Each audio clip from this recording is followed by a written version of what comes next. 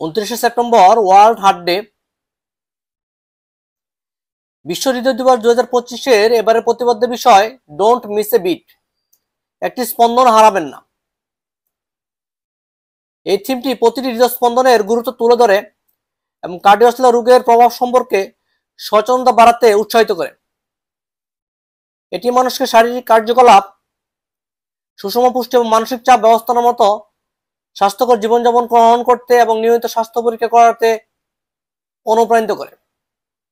আপনি আপনার হার্টকে ভালো রাখতে নিয়মিত হাঁটাচলা করুন, শারীরিক পরিশ্রম করুন, কোলেস্টেরল মুক্ত খাবার খান, অ্যান্টিঅক্সিডেন্ট সমৃদ্ধ ফলমূল শাকসবজি বেশি খেতে পারেন, সবুজ শাকসবজি, শসা, লেবু, গাজর এসব শাকসবজি বেশি খান, কোলেস্টেরল যুক্ত খাবার কম খান।